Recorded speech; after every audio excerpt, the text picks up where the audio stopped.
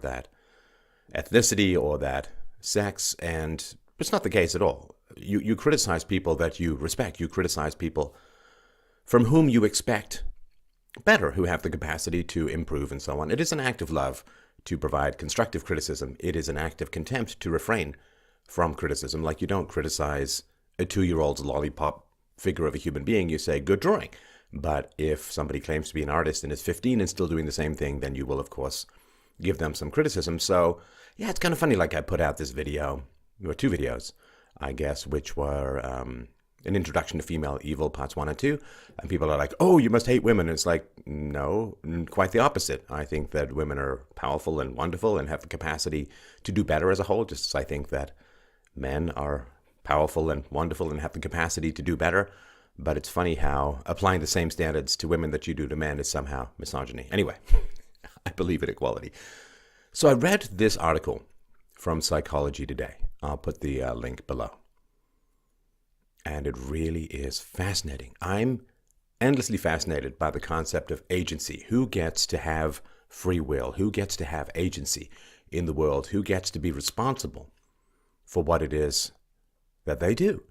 And the concept of female agency, because I was raised, of course, during the height of feminism in the 70s and 80s, and you know, that women are equal to men, and women can do everything that men can do, including, I perhaps wrongfully assumed, have agency and responsibility. So the reason I wanted to talk about this article is it's fascinating to see just how agency is stripped.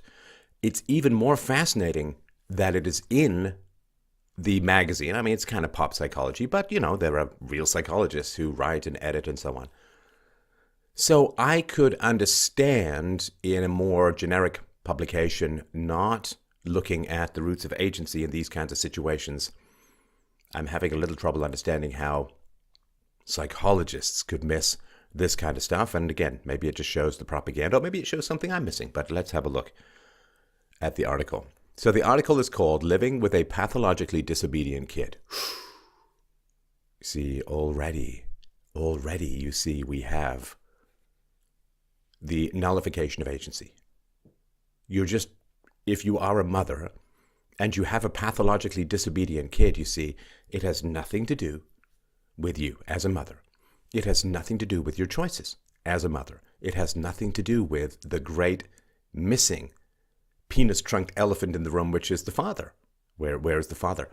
What type of man did you choose to have a child with? You see, you're just living with this. Like, it didn't happen to you. It just happens to you. There's no agency. There's no choice. So it says living with a pathologically disobedient kid. You just, you play the cards you're dealt, and you have no agency in the matter. It's fascinating to see. The subtitle is, This is a journey no family would choose, and the outcome is unclear, even under the best of circumstances. Here is one boy's story. One boy's story. See, the story of the boy is completely removed from the choices of the mother. Isn't that fascinating? So these are pseudonyms. And it says, before Oscar got kicked out of his first preschool, he was upset about lunch. Not long into the school year, the 4-year-old expressed his displeasure with the midday meal by dousing his tray with milk. When his teacher brought him to the director's office to be disciplined, Oscar was unrepentant. He reached his tiny arm across the director's desk and swiped its contents onto the floor. It was already clear to his mother, Sarah, that something was off. See? Something was off. What does that mean? It means that the mother is merely trying to manage a child that she had no hand whatsoever in creating and nurturing. Now here, you can see we start with first preschool. So I don't know where that is, but he's 4 years old. So he's 4 years old. Now, psychologists know as a whole that there are genetic elements to every aspect of the personality, and also that personality is fairly set by the time you're about 5. So he's 80% of the way, and probably closer to 90 to 95% of the way to having his personality, because while it's true that the cutoff appears to be at the age of 5, we can assume that there is a descending level of influence, right? So the first 6 months are way more important than the last 6 months, right? From 0 to 6 months old is far more important than 4.5 to 5. So 80, 90, 95% of his personality has been shaped partly by genetics and partly by his environment. So why are they starting at the age of 4? Very interesting. Why are they starting at the age of 4 and not earlier?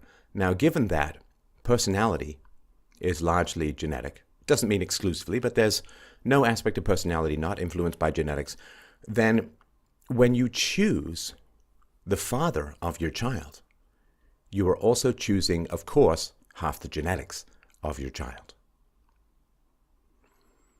So the big 5 personality traits have significant genetic components. And there's some choice, and there's some environment, and so on, but there's less choice, and so on, when you are a baby, right? Obviously, right? No free will when you're a baby. So if you really wanted to try and understand what's going on with this child, you would start with his early childhood environment, and you would start off with the man that this mom, Sarah, chose as the father of her child. But that doesn't happen. Now, these guys have no excuse for not knowing this. This is common knowledge in the field of psychology. So why are they doing it this way? Well, we'll figure it out as we go forward. So Oscar was unrepentant, right? Swipes the contents of the director's desk onto the floor. So it was already clear to his mother, Sarah, that something was off. Oscar's tantrums were nuclear. His disobedience was beyond correction. Ooh. You see now, beyond correction, the mother can do nothing about it. All she can do is try to manage this feral beast that the fates and the gods mysteriously placed in her environment, that had nothing to do with her choice of the father, nothing to do with any of Oscar's early infant experiences. Did he have a pair bond with his mother? Was his mother going through stress? Where's the father? Was he dumped in daycare at a very early age? Was his mother a working woman? Was he breastfed? Did he have skin-on-skin contact? Did he have eye contact? Was he loved? How was he dealt with when he was upset? Was he allowed to cry things out, or was he comforted? Did he learn how to self-soothe? These are all essential questions that occur in the backstory or the prequel to this article. Well, do you think they're going to try and deal with any of this?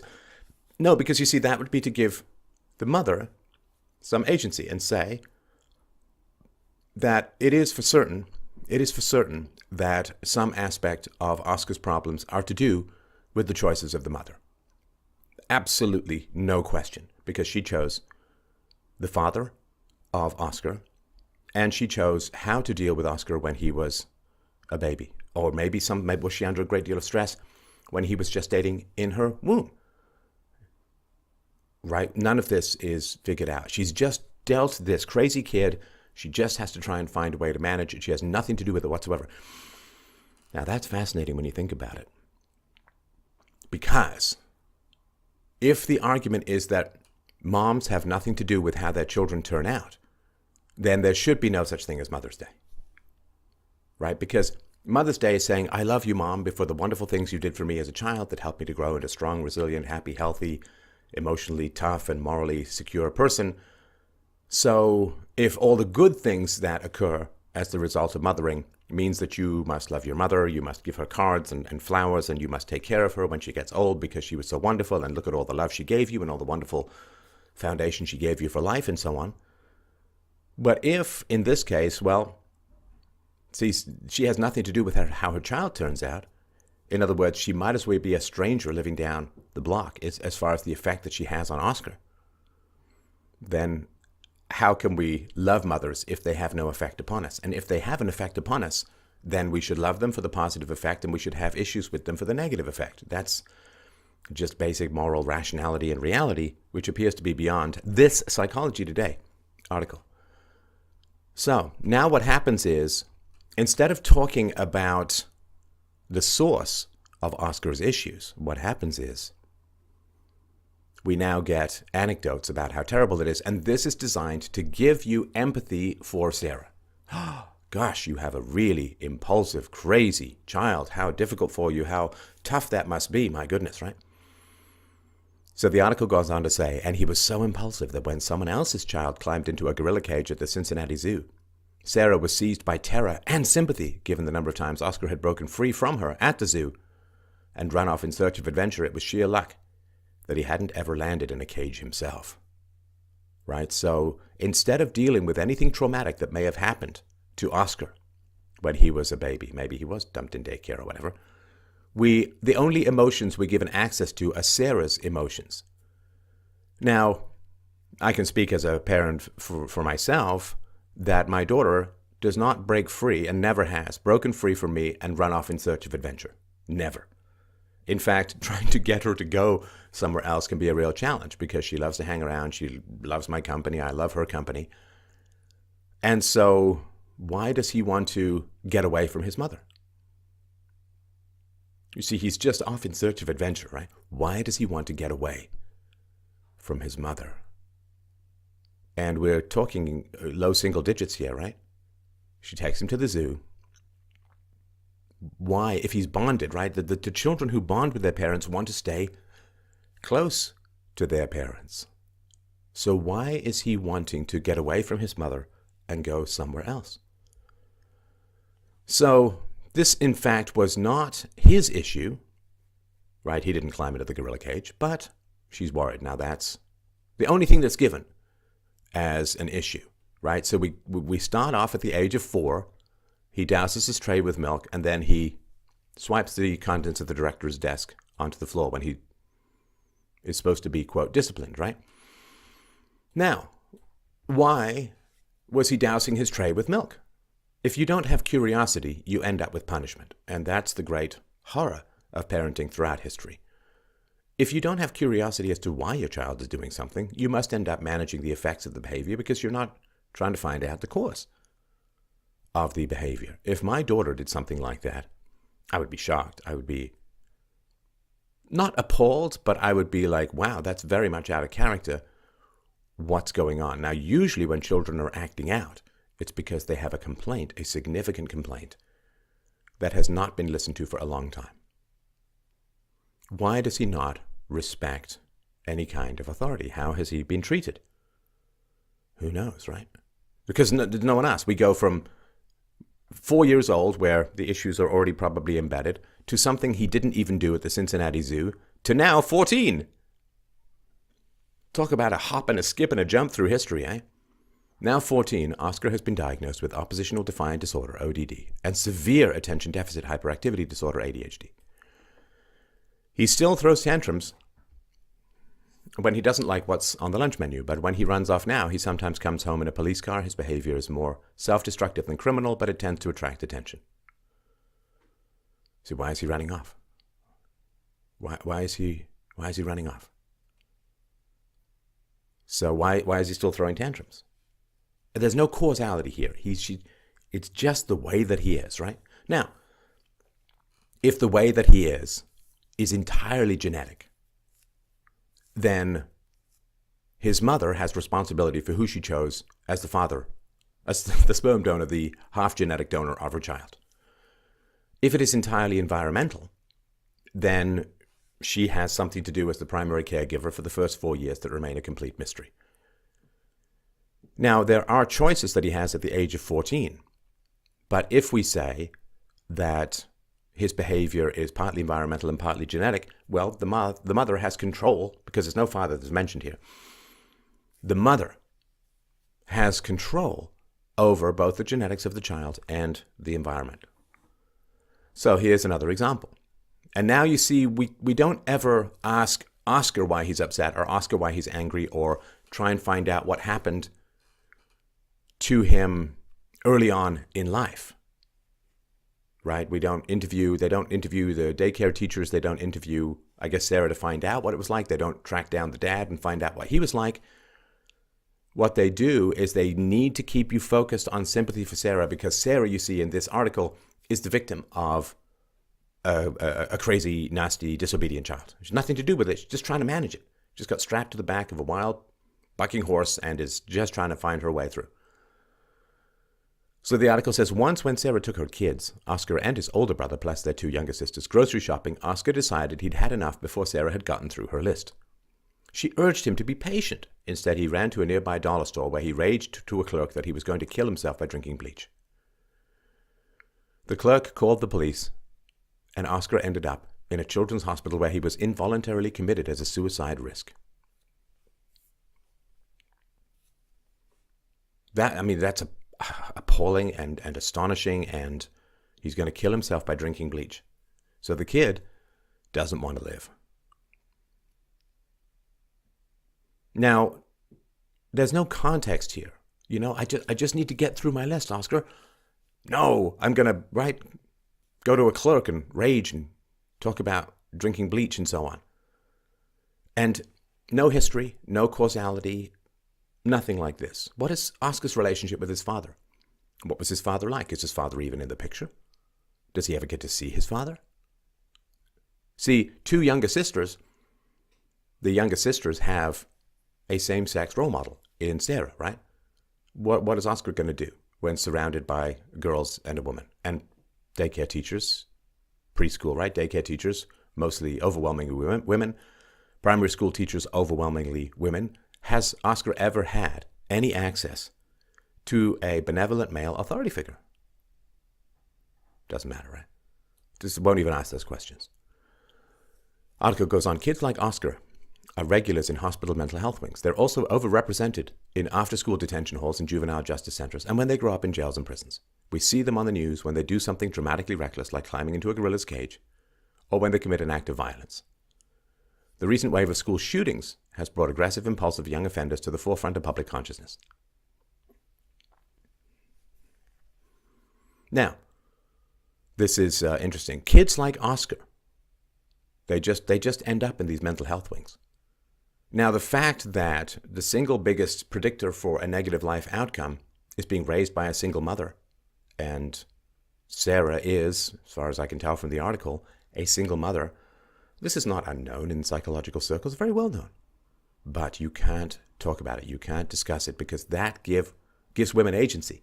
The most important thing that a woman can provide her children is not money, it's not love, it's not breast milk, it's not a roof over their head. Fundamentally, the most important thing that a mother can provide her children is a father.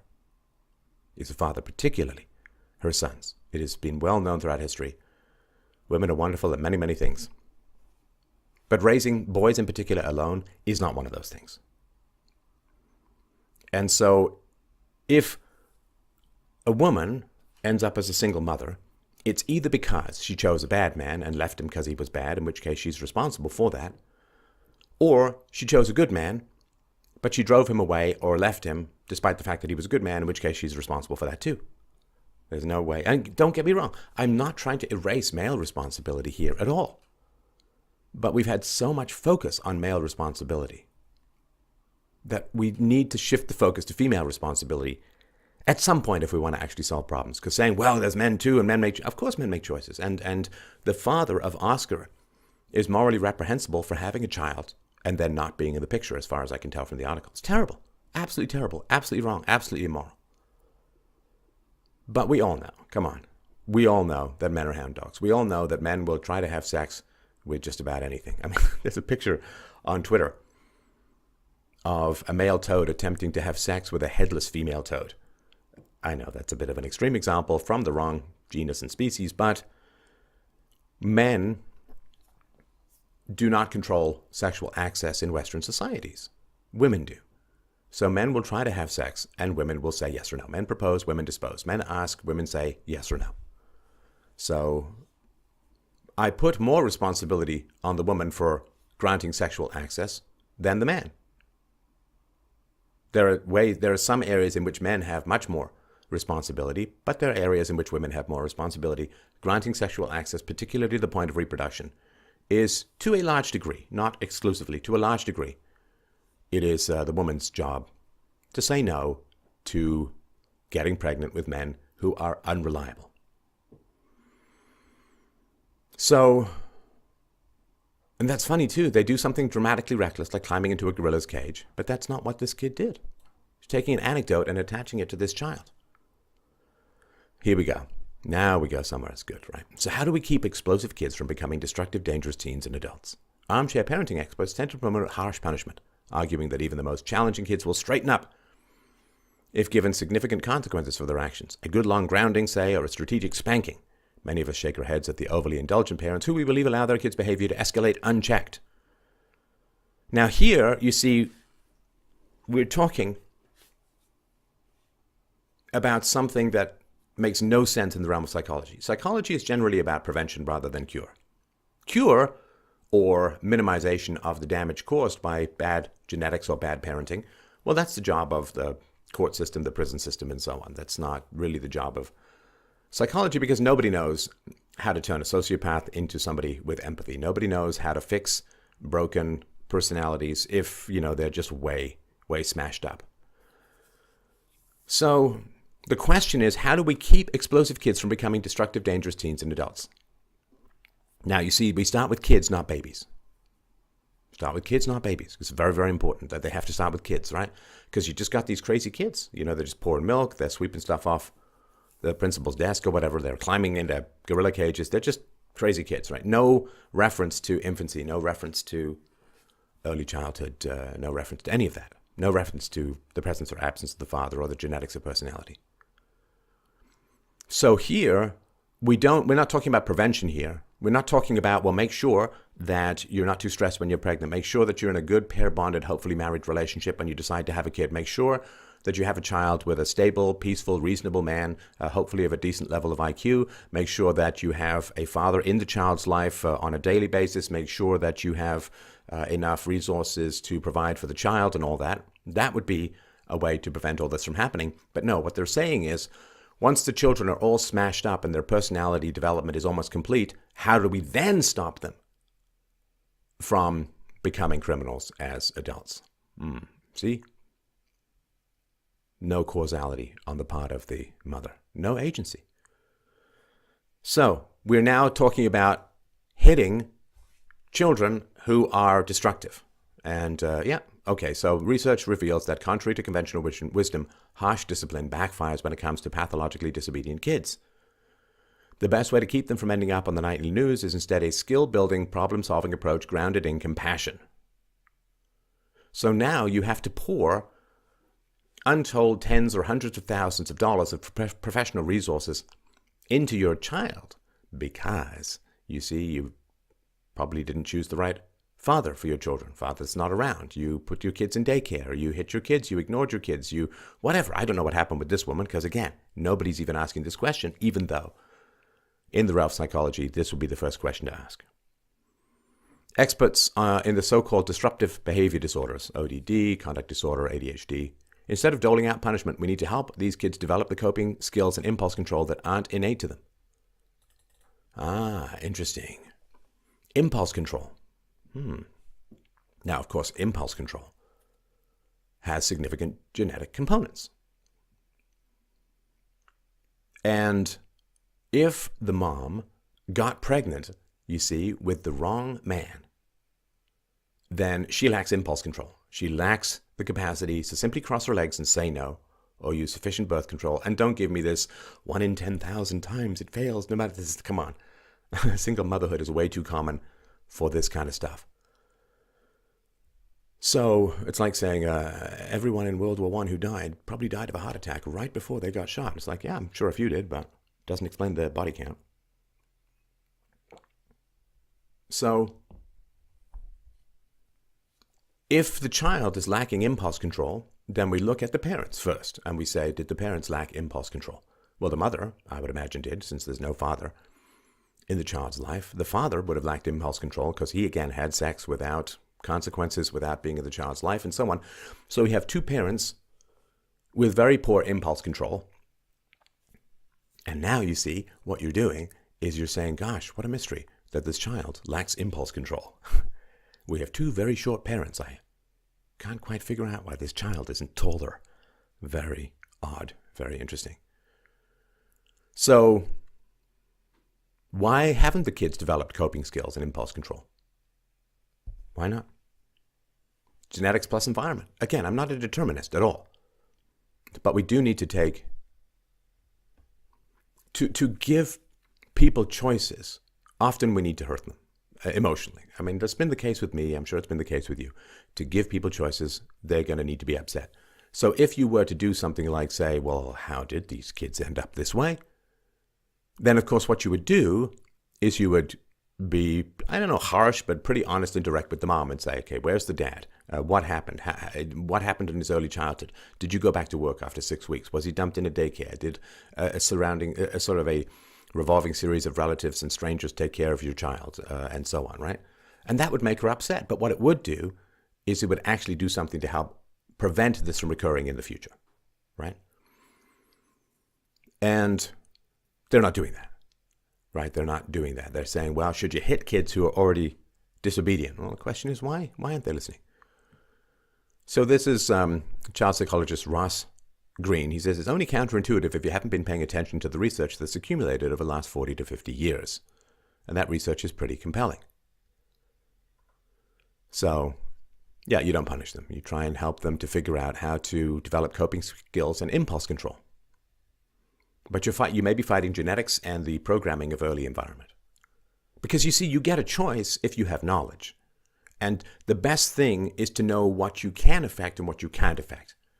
So parenting outside of real starvation is not going to affect how tall your child is. So if your child ends up short, you don't sit there and say, well, I should have parented better so my child would be tall. You recognize that that's a factor of genetics and you focus on other things. And as a parent myself, I'm scanning my daughter for genetic aspects of personality, for things that she has common with myself, with her mother, and other people in the family, right? In the extended family. And that doesn't mean that I don't attempt to help her remediate some of the challenging behaviors she may have inherited, but it means that I don't hold her 100% responsible for her own personality formation any more than you would hold a child 100% responsible for how tall he became. I mean, again, you can work with the child that you have and recognize that the child has some agency and some non-agency. And if you say it's 100% agency, that's kind of abusive, right? Because if the kid, let's say that the kid is bored in school, you say, well, it's your fault. It's like, well, no, maybe the kid's just really smart and school is preternaturally boring. So if you say it's 100% the kid's responsibility, then you're putting way too much agency on the kid. If you say it's 0% the kid's responsibility and it's all X, then you don't actually give the child the chance to develop free will. Article goes on, says, Oscar lasted all of a week. At his second preschool, the kids were expected to take an afternoon nap or at least lie down quietly. He refused. And it wasn't just nap time that irked him. He refused to do any of the school activities. He'd simply get up and run away. Sarah enrolled him next in a preschool designed for kids with special needs. They couldn't handle him either. Neither could the fourth one, which specialized in, quote, difficult kids. He was too much even for them. So began Oscar's journey from school to school. His explosive tantrums and flight risk status closed doors everywhere he went. He wasn't any better at home. Sarah, a social worker who is a single mother, couldn't take her 4 kids anywhere for years because Oscar would always wander off. Now that's interesting. Let's go back up here. Because she talks about kids, right?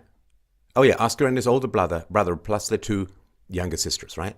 So we have 2 boys and 2 girls. Now only one of the boys is a problem. At least that's all that's mentioned, right? So that's interesting. So the first question that I would ask Sarah, which is why I'm not a reporter at Psychology Today, the first question that I would ask Sarah is, do your boys have different fathers? Do your boys have different fathers? Did the older boy, if they had the same fathers, the older boy was the father around for the early childhood of the older boy, but then was gone by the time Oscar grew up, right? That's a very interesting question. In my own family, my brother had access to my father for a couple of years, and then my father left very shortly after I was born, so I had no access to my father, and that produces some different outcomes that you need to be aware of so you can make better choices. So if the older boy, who's not described as a problem, if he's from a different father, then they're not full siblings, and there could be some genetic elements. And I would ask about the personality of the father, of Oscar's father. If they are from the same father, I would say, well, did the older boy have more access to the father for the first couple of years of his life? Right? Because it's just an older brother. It could be 8 years, could be 10 years between the two, right? So there could be a father who was the father for the older brother, who then wasn't the father for Oscar, right? It's important stuff. Okay, so then there's more. He wandered off, right? If you pushed him, he'd blow up. He'd break things and tear the house apart, Sarah says. Also, she's a social worker. I'm going to go out on a limb here. That generally means lefty. That generally means exposed to a lot of feminism. That generally means male hostile in some ways. Again, it's not 100%, but you know, if you've got a guess, that's what you do, right? So he injured a teacher's aide when he was 9. So when Oscar refused to do his schoolwork, the aide got in his face and yelled, right? Which is exactly the wrong thing to do, according to these guys. Oscar performed a signature move, swiping his arm across his desk. One of the flying school supplies hit the aide, who called the police. Handcuffed, taken to juvenile detention, back of a police car, and so on. He ended up leaving the school, being yelled at. Oscar's strongest behavioral trigger is being yelled at. Huh. Why? Why is his strongest behavioral trigger being yelled at? Was he yelled at by his mother when he was little? Was he yelled at by his siblings? Was he yelled at by his father? Again, half the genetics come from the father. Father absence is a huge trigger for this kind of behavior. And nobody asks about father absence, right? He's broken, mom says, so he breaks stuff, right? You say you can't do so. He's broken so many computers and iPads that I've stopped buying them. Why is she getting all the money? These things are not cheap. How is she getting all these computers and iPads? It's just strange. So he hits himself. All right, so, okay, flare-up happened one Friday this spring around midnight. Sarah confiscated Oscar's video game controller to keep him from staying up all night. See, he doesn't have any problem paying attention when he's interested. Oscar erupted, screaming at her and storming through the house, slamming doors. He was still raging when she fell asleep. The next day, when he'd calmed down, she conducted a post-mortem. Did you break anything last night? She asked. No, he said. Why was the hammer out this morning? I don't know. Did you hit anything with it? No. Well, I hit myself in the leg a couple of times. Did that accomplish anything? It's kind of snarky, right? I released my frustration, and now I have a huge bruise. You know, sometimes you have to do what I say. That's no fun. So, just giving him these petty little Hallmark card lectures, you know, oh, sometimes you got to do things you don't want to do, right? It doesn't help the child. Does not help the child at all. Right? That's not a post-mortem. The post-mortem is, where did you learn this behavior? Right? I mean, if you teach the child Japanese, you don't wonder where the Japanese came from. It comes from teaching him Japanese. So, has he experienced or seen any violence as an infant? See, let's say that Oscar's biological father was violent, and maybe that's why she left him with 4 children, right? Or she left him and took 4 children. Well, see, if the child has seen the father be violent towards the mother, that imprints upon the son in particular, because what we're doing when we're little children, what we're doing when we're toddlers and so on, is we're scanning our environment to look for sexually successful strategies, SSS, right? Sexually successful strategies. Because the one thing we know for sure by being alive is that our father successfully impregnated our mother. And so a child looks and scans his environment and says, what works sexually? Basically, how did mom get pregnant? And his genetics, who don't know anything about options and history and freedoms and so on, says, well, whatever my father did, that's what I should do because that's what worked. That's what got my mom pregnant. So the father that you choose for your son doesn't just give him the genetics, but it also gives him, oh, this is what you do for sexually successful strategies.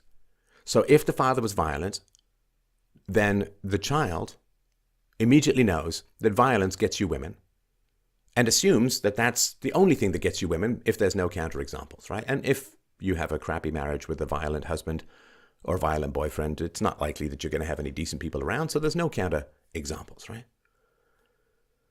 So the first question, again, if you were actually interested in solving problems rather than blaming little boys and excusing women, is you would say, did he witness any violence at all when he was younger?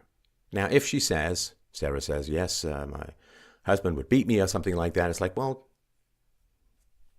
now we know where he gets it from. Because if a man who beats a woman fathers a child, then genetics are not moral, you understand? They don't care about the ethics or the non-aggression principle.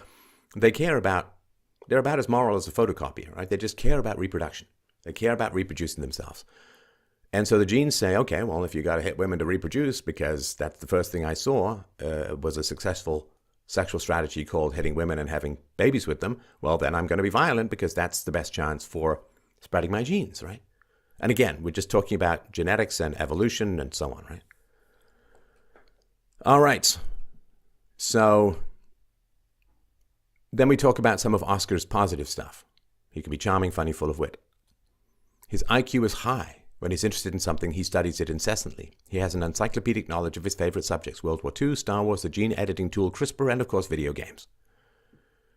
So yeah, he's interested in combat and in war. This may be because of early exposure to violence, maybe because of just a boy's nature, or maybe he lives in Europe and needs to get ready for what's coming. But yeah, he's a smart guy. Now, we do know that social workers on average, again, could be very different for this, we know that social workers on average, not particularly smart. And not as bad as teachers, but not particularly smart, like highest IQs are like physics and philosophy and so on, right? So yeah, he's very smart, and maybe his mom isn't, and that's a really, really tough match. Particularly, see, if the mom doesn't take any responsibility for her own actions, it's peculiarly and particularly enraging. Yes, I know it's personal for me, but that doesn't mean that it's wrong. It just means I have direct knowledge of it. But when your mother doesn't take responsibility for her actions as an adult, but blames you as a child for your actions 100%, that is so hypocritical and so manipulative and so enraging. That is really, really tough to keep your temper when the teenage hormones hit and you get big and strong as a teenager. So yeah, that's kind of rough. And here, the mother is not saying, in this interview, right? The mother is not saying, well, I looked really harshly back at my own history. You know, I chose a violent guy. He's not around anymore. Oscar saw physical violence, or maybe I've had a violent boyfriend. Again, I'm not saying this is true. Just if it was true, she would look back and say this kind of stuff.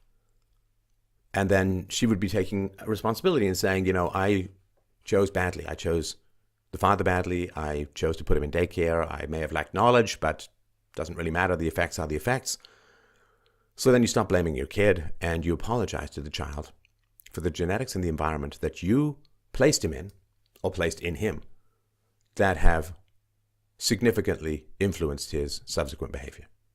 What she does is she say, well, I don't know. I mean, it's all you. It's nothing to do with me. It's just, I just have to try and live with this crazy violent child. And right, that is, how are you supposed to give responsibility to children without taking responsibility for yourself? I mean, this is a very common habit, but it's really reprehensible. So he's creative and likes to draw and so on. He cares deeply about people. And he's got a friend. Let's see here. Not long after the hammer incident, Oscar blew up at his mother because she wouldn't let him buy new computer games. He smashed his iPad and ran away from home. He ended up in a nearby park, pretended to pass out. He made up a story about being seriously ill. Right, so here's the interesting causality, right? Not long after the hammer incident, Oscar blew up at his mother because she wouldn't let him buy new computer games. No. Come on, people. How do people type this stuff? It's amazing to me. So don't you actually want to solve problems? Well, if solving problems means giving women responsibility, sometimes it appears that outside of Sharia, it's pretty tough to solve those problems. But Oscar did not blow up his mother because she wouldn't let him buy new computer games. You know, I've said to my daughter, no, I don't think you should get X game because it's very time-consuming. I'd rather you read more, and we have a conversation about it. So see, the causality is, well, she just wouldn't let him buy new computer games, and that's why he blew up at his mother. No other influence, no other option, no other thought. It's just immediate causality, no deep background. But if everything's immediate causality, then there's no such thing as psychology, because psychology is trying to figure out deep roots and fundamental thoughts and opinions about yourself and reality that occur early on in life. Now, Sarah, right? You'd think these things would teach him a lesson, but that's not how he thinks. She says, he doesn't think, oh, these are the repercussions for my actions and I won't do it again. When he comes out of hospital, it was like, life goes on. I wonder how many more times this will happen. Will it happen when he's 30? He doesn't think. Nothing to do with his environment, nothing to do with his father, nothing to do with anything that happened early in his life. Nothing. So, anyway, they go into some stuff about conduct disorder, the differences between OCC and conduct disorder, ODD and conduct disorder. And yeah, these kids do cause a lot of problems. And a lot of social resources are poured into trying to deal with all this kind of stuff. But let's skip down a little bit here. You can read, of course, the article in more detail. But yeah, there are some physiological issues. And what I found fascinating here was they do come up with some stuff as well. So the 2010 study, low autonomic responses in 15-year-old boys are predictive of adult criminal behavior, while heightened autonomic responsiveness appears to be a protective factor, right? So, the cool as a cucumber kind of stuff, right? Like if you don't get particularly stressed about breaking rules or breaking the law or anything like that, then yeah, that makes sense, right? Oscar was in the 3rd grade when a psychiatrist told Sarah, kids like this can go down one of two paths. One path, he said, led to crime, drug use, and addiction. The second entailed regular therapy and constant vigilance and keep them off the first. So here you see a psychiatrist who's telling Sarah a very surface and partial truth, right? So my argument, again, I'm no psychologist, I'm telling you this, amateur guy on the internet, it's just my particular thoughts. But my argument would be to say to Sarah, listen, you chose the dad, you control the environment, he has a lot to do with you. And if he's got problems, you need to take ownership for them, and that way ownership will ownership transfers from the parent taking ownership to the child. If you want the child to take ownership, you have to take ownership yourself as a parent. There's no other way about it. There's no shortcut. There's no other possibility. If you want your child to take ownership, you must take ownership yourself. Now, he didn't say you have a lot to do with how your child has turned out, and an apology and taking ownership yourself is the best way to transfer ownership to him and to bring you guys closer together. Because if you, quote, engineered, through lack of knowledge, through inattention, through whatever, but if you, quote, engineered part of his personality dysfunction, either through the father or the environment, a combination of both, then you inflicted this personality on him to some degree. And so you need to take some ownership for that. And if you take ownership, he'll take ownership. But if you give him 100% ownership for things that you chose, he won't respect you, he won't listen to you, and things will just get worse. So he didn't say that. What he did say was, you've got a real problem here, and you're going to have to really work hard to solve it, right? So Sarah was stunned, right? So this is a male authority figure who's telling Sarah a little bit of the truth about her situation. A little bit, like 5%. What happened? Sarah was stunned, says the article. Oscar had seen a string of different therapists by then, but this one was the first to tell her explicitly what the future held for kids like her son.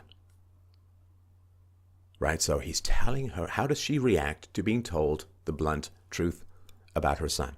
A tiny, tiny sliver of truth about her son. Well, what happens when you tell a woman like this some little bit of truth? She says, it was scary and heartbreaking, and I cried, and my mom cried, and we never went to see him again.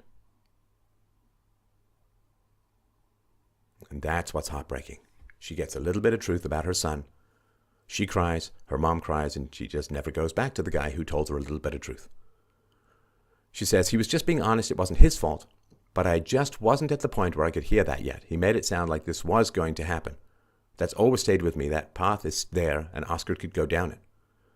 Now, what's interesting here, she says, I cried and my mom cried. Not I cried, I called the father and he said X, Y, or Z. Or I cried and my mom and my dad cried, right? So just I cried and my mom cried. She says, but I just wasn't at the point where I could hear that yet. Not I made the wrong decision in rejecting the first male authority figure who told me a little bit of truth. I was wrong to do that, and it hurt my child. She's like, I just wasn't at the point. I wasn't ready. It just, the agreement with his statement did not happen to me. I mean, I don't even know how to say any of this. And she wants her son to take responsibility for his actions when she gets a little bit of truth and runs screaming? Amazing. Just amazing. So, oh yes, sorry, the father does show up, right? Sarah's father, a former principal, teacher, and coach, was a harsher disciplinarian, but in recent years, he softened his approach. So that's Sarah's father, not the boy's father. He realized that Oscar's challenges were not a discipline issue and that yelling at him did nothing to correct his behavior. I started to think, I've got to stop being a disciplinarian and stop being a grandfather, he explains. He's since shifted his focus to Oscar's many good qualities and tried to be as effusive with his praise as he was with his criticism. Again, everyone's focusing on Oscar, not on the mom and the choices, right? So, yeah, a loving, supporting environment with firm boundaries gives kids like Oscar their best chances, experts say. Even the best possible family life can't guarantee a good outcome. So there's some issue with there's issue with Ritalin, and you can get into the details about that. But he says this is chief of child and adolescent psychiatry at the University of Connecticut School of Medicine. Said there's not much that can be done clinically for psychopathy. The good news is the vast majority of kids with disruptive behavior disorders have disordered reactive aggression. They misinterpret environmental cues and react inappropriately. Psychiatry can help those kids. So they're talking about some of the brain issues. An overactive amygdala reacts too strongly to perceived threats, making it harder for the prefrontal cortex to intervene. Right, so you get your fight or flight, and you have like a quarter second for your prefrontal cortex to slow down and intervene, and that's really really tough for kids who they kind of act out like there doesn't seem to be an intervention and all of that. So they're talking about a neurological disorder, right? So this guy's saying when a kid blows up and tears apart his classroom, that's a symptom. It's evidence of a breakdown, a non-optimal central nervous system that's not operating the way evolution intended. And just as we wouldn't revoke our child's iPad privileges for running a fever, we shouldn't punish kids for behavior that's a symptom of a neurological disorder, right? So, and again, this is back to, well, this kid is just born with an odd brain, and the mom just has to find some way to deal with all of this, right? But again, where does the genetics of the brain come from? The genetics of the brain comes half from the father. And where is the father? Where is the father? That is not particularly explained. In fact, it's not even mentioned, right? And there was a bit of glimmer of hope towards the end of the article. I'm afraid it didn't quite pan out. So they talk about medication and so on.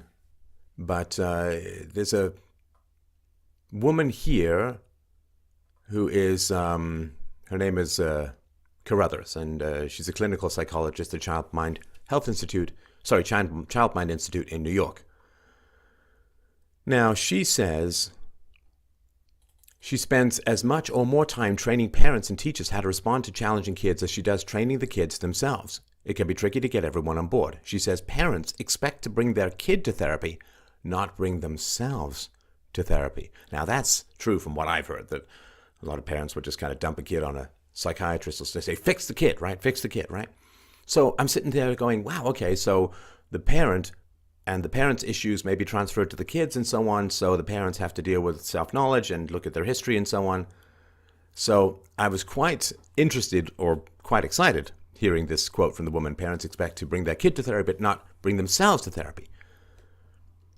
But, she goes on to say, but parents and teachers are really the first line of defense. There's only so much she can do to teach coping skills in a session, after all. To make lasting changes, kids have to practice those skills in the context of real-world triggers at school and at home, with the help of adults who can reinforce them. Individual therapy alone hasn't been shown to be effective in the long term, she says. Contextual interventions along with medication have been the most helpful. So, yeah. It turns out that the therapy is really just trying to, again, train primarily moms, I assume, on how to deal with crazy, difficult kids that just popped out, like the kids of Zeus from their forehead, just popped out of nowhere. And nowhere in this entire article, as I mentioned, nowhere in this entire article is there any mention of Oscar's father, of the family structure, of any connection or contact he might have with his father. And as the child of a single mother, I will tell you this straight up, that if you look at your mom and there's no father in the picture, what do you do? Well, what you do is you say, either you chose a bad man to be the father of your children, in which case, why should I respect your judgment now? Particularly if all you do is blame him, as single mothers often do, overwhelmingly often do. All you do is blame the man. You won't take responsibility for choosing a bad man, and therefore I have no father. Well, I exist, I suppose, but I have no father. And so, Mom, if you chose a bad man and won't admit that that was a mistake, why should I listen to your judgment about anything else? Why should I listen to you telling me to take responsibility for my life when you won't take responsibility for choosing the wrong man or a bad man to be the father of your children? Won't do it. Won't do it. I'll take responsibility myself where I can, but I have no respect for you. Or, of course, she chose a good man, your single mom chose a good man to be the father of her children, in which case, where is he? Where's Daddy gone? If he's a good man, how bad were you as a wife and a mother to drive him away? And do you take ownership for that and say, well, I was difficult, I was naggy, I was problematic, I was unfaithful, I was drinking too much, I was going out partying, I wasn't taking care of his household, I wasn't, whatever. Is there any ownership for either choosing a bad man or driving a good man away? Now, if there is no ownership on the part of the single moms, there will be no respect from the children. The daughters may mimic respect. The sons may pretend respect from time to time. But there will be no respect whatsoever. Until and unless the single moms start taking responsibility for the broken families that they're producing. I guess you can drug the kids. I guess you can manage the kids. I guess you can pour hundreds of millions of dollars into trying to remediate the effects of this lack of responsibility. But you solve absolutely nothing. And by excusing these behaviors, all we do